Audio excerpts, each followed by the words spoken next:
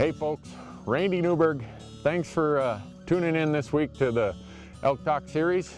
I'm in Wyoming right now, and that's what this episode is all about. We're going to teach you everything about how the Wyoming draw system works.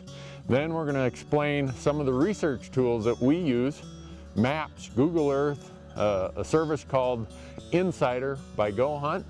And when we're all done, the hope is you're going to be able to apply in Wyoming, hopefully draw a tag, and when you draw a tag, know where you want to go hunt. For non-residents, Wyoming restricts us to a certain percentage of tags. By statute, Wyoming has to issue 7,250 non-resident elk tags every year.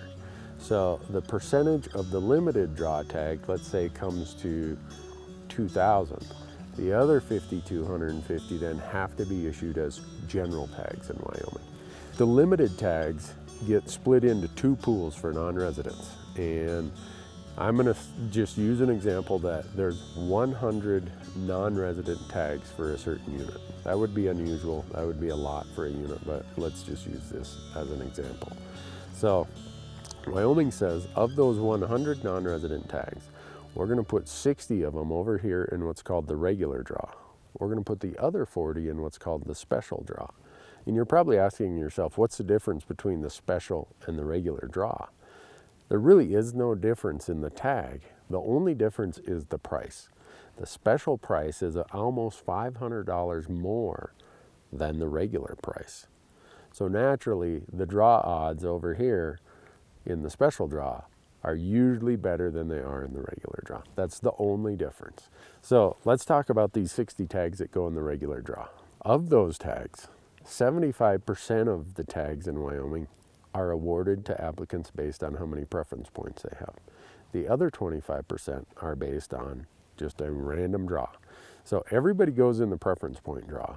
So we all go in there based on how many points we have. And the people with the highest points are going to draw the tags in the preference side.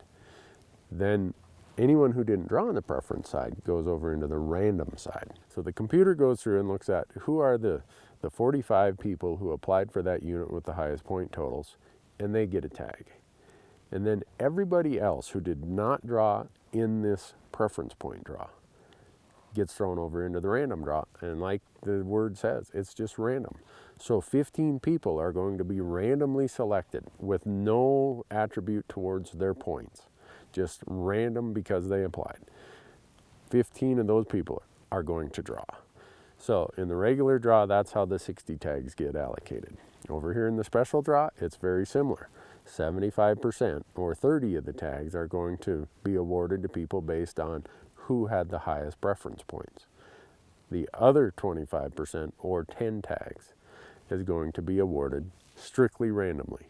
Anyone who didn't draw on the preference point draw, we all get thrown over into the random draw, and you can draw there. So this is how the limited entry draws work for the high demand permits in Wyoming. Then we have what's called general, and there's a large number of these general tags. And again, 60% of the general tags go to the lower price regular draw, and 40% go to the higher price special draw. And what the general tag is, it allows you to hunt a series of units in Wyoming that have no limited entry drawing. In other words, residents can just go buy their tag here in Wyoming and they can go hunt any of the general units. Non-residents, if we get awarded the general tag, and you can look in the regulations, it'll show you what units it is, and it's pretty much any unit that does not have a limited entry draw. So this general tag in Wyoming is actually a really good tag. In most of the tags in Wyoming, like this one I'm hunting right now, this is a rifle tag that I drew, but in a lot of the units, you can go and hunt the archery season, which is September 1st through September 30th. If you don't fill your tag, you can come back in the October or November rifle season. And the same is with that general tag. There's a lot of really good bulls killed on that general tag, both in archery season and rifle season. It covers a large part of the state.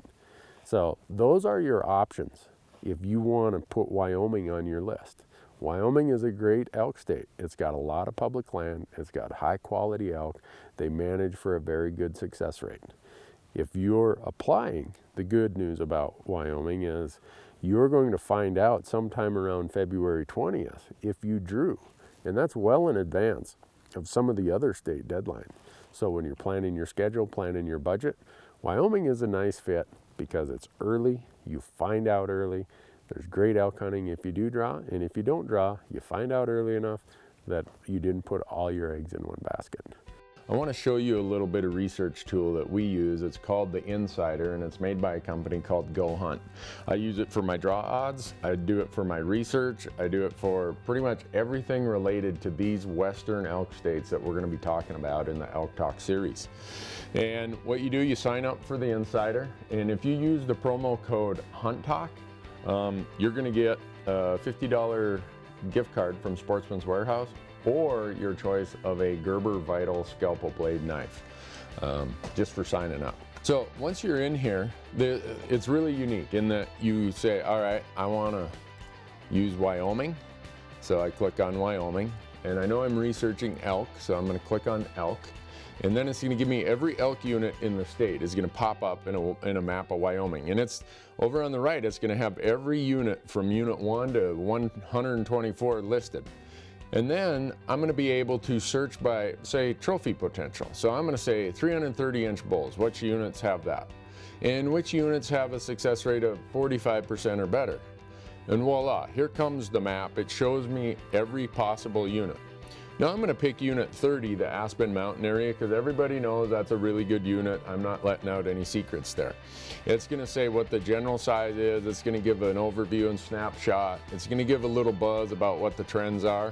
It's going to give me all kinds of information about precipitation, the temperatures, by month, by year. And then it's going to go down and it's going to talk about the archery hunt, the rifle hunt, what the success rates are, how it normally works out for people. Are they, like this one, it says success rate is normally somewhere between 75 and 100% success. So with this filtering 2.0 system, I can quickly sort through mountains of data just that quick and be where I want to be. If I want to draw that filter back and not be as precise, I can look at every unit in the state. And I do this for Wyoming. Next week you're going to hear us talk about Arizona, how I do the same thing in Arizona.